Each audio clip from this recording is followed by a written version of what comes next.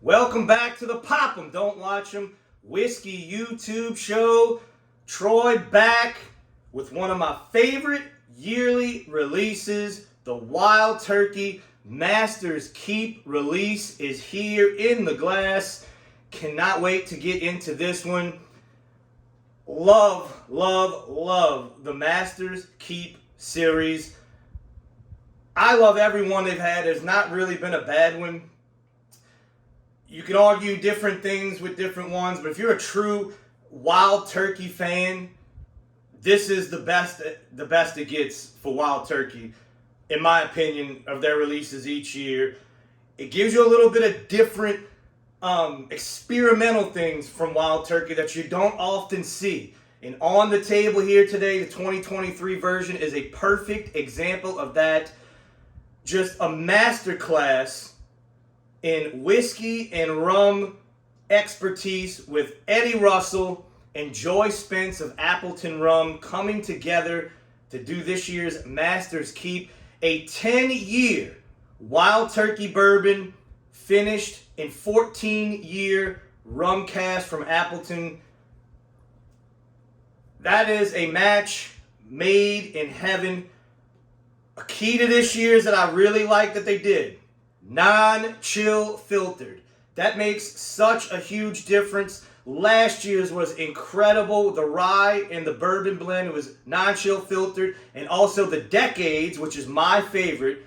The Decades Masters Keep. It's close between last year and the Decades. But still, that Decades, man, that is old, dusty Wild Turkey. And it is also non-chill filtered. So this year's is non-chill filtered. Like I said, 106 proof. Let's get the elephant in the room out the way first. The price. This was tough. This was tough for me. This is the most expensive retail bottle that I have ever bought. And the retail on this year's Masters Keep, $275 for this bottle. Man, when I heard that kind of hurt. That did kind of hurt. Because I've been collecting these since the beginning. I have every single one of them, except the Australian one. I'm not worrying about that one. That does not count. That was an Australian exclusive, but that's tough. That's tough at $275.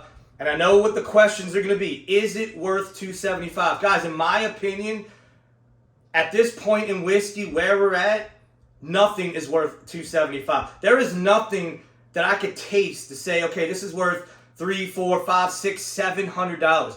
The only thing that I ever tasted, now you have your George T. Staggs of the world, your special releases of other distilleries that the Heaven Hill 17, that's, but does it taste like it's, that's a tough thing to say, especially now. The only thing, like I say, and the only thing that I've tasted are those old, dusty, and I'm talking old, Wild Turkeys from like the 60s, 70s, 80s, and the old Stitzel Weller juice. That are the few things that I've tasted that I'm like, okay, this is worth serious money.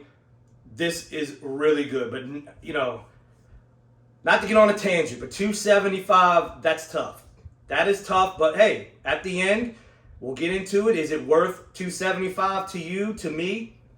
We'll see. But let's get into it. We are going to compare it to the Revival. So the Revival is finished in Oloroso sherry casks. I wanted to compare it to this one because it's the only other one that's finished. I didn't really want to compare it to the other ones that are either blends or straight bourbons. It's just going to be a totally different animal. Wanted to compare it to the Revival, which is a lot of people's favorite Masters Keep. It's close for me. This is a really, really good bourbon finished in the Masters Keep series. But let's get into the Voyage first. Guys, the nose. Decadent is the perfect word for it. I mean, the thickness on the glass is almost like red wine thick. I mean, it is, the legs on this whiskey, so thick, so decadent. That non-chill filtration truly makes the difference. It gives it that thickness, that body, that mouthfeel. But on the nose, Eddie Russell did an extremely perfect job of finishing this just long enough to get the rum characteristics, but not sacrificing that wild turkey signature. You smell it, you taste it, it's still there, but that rum adds such another unique layer to this bourbon. It smells like a chocolate covered, the rum cakes that you buy when you go on cruise. I think it's Tortuga. I think that might be the name of it, if I remember right. I'm seeing it in my head, the yellow box and the red writing.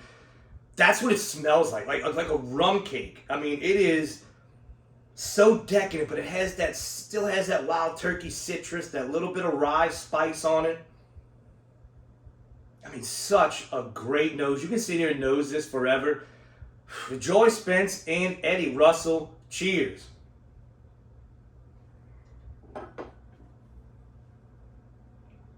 That mouthfeel, it just covers the palate like butter.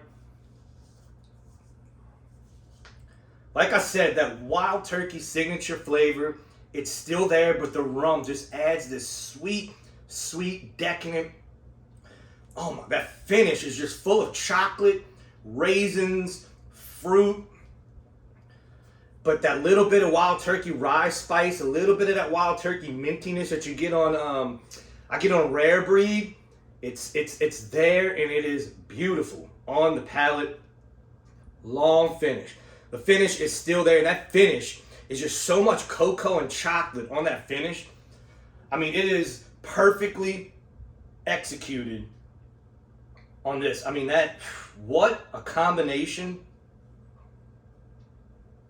Oh, and as you have it in the glass, I mean, it just opens up to so much more.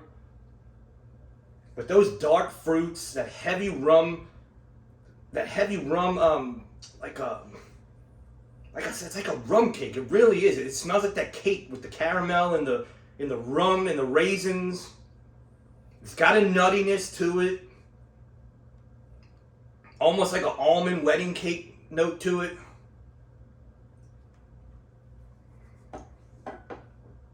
That non-chill filtration really shines through in the mouthfeel. Not going to say it passed up decades as my favorite, but I'm going to tell you what. Absolute hitter on the Master's Keep release this year with the Voyage. Let's compare it to the Revival. How does it stack up? So the Revival is 101 proof. This was finished in Oloroso Sherry. 12 to 15 years. So this is a little older. Oh man, so when you put them together, this has got the sherry, the earthy chocolate,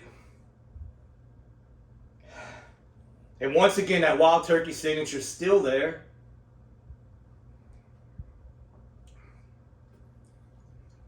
So, absolute great release, especially if you like the sherry finished bourbons. It's got everything a sherry finished bourbon you want in it. The earthiness, the nuttiness, the chocolate. But the non-chill filtration makes the difference. After going from this to this is almost like water on the palate. Now the finish is still there, but it's almost like water on the palate compared to the thickness and the mouthfeel of the Voyage. So, is it a buy? Man, that's tough, guys. That is tough at $275. This is what I'm going to say, and I said it last year on this video. I remember saying it. If you don't have any Master's Keeps, if you never had Wild Turkey 101, if you never had Rare Breed, if you don't even drink Wild Turkey, there is zero reason for you to pay over $300 after tax. $300 for this bottle. Zero reason to hunt. I hate that word. To hunt. To seek it out. There's just. It's great, but at that price, no way. No way. Unless, like me, or you have the whole set, which now I'm kind of stuck with because I love this release. It's one of my favorite ones. I'm gonna continue to buy it. But my advice to you is just, I would not. If you don't have all those Masters keeps, you're not a Wild Turkey fan, there's no reason, no logical reason for you to spend $300 on this bourbon unless you want to put it on your shelf and show off for your boyfriend. That's it. There's no other reason for it. It's great. It's great. But man, $300, that's tough for somebody just getting into bourbon or somebody that wants a Masters keep.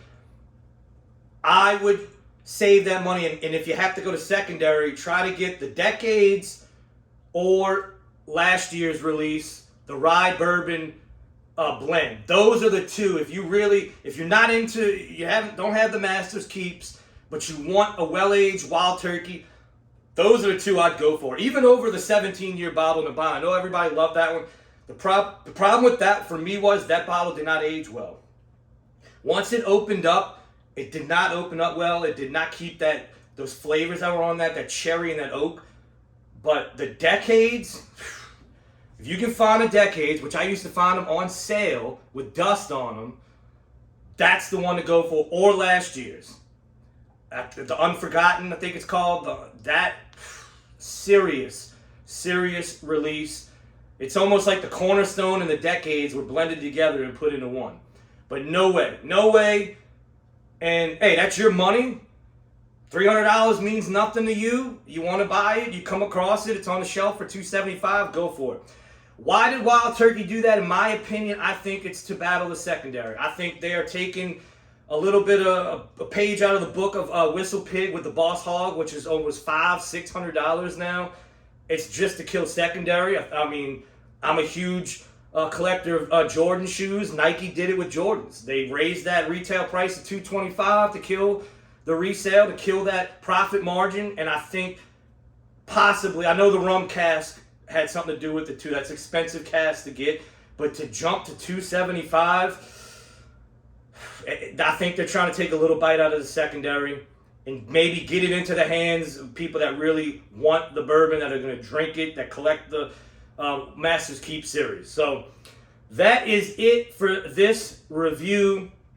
The Voyage rum finished, absolute flavor bomb for Masters Keep.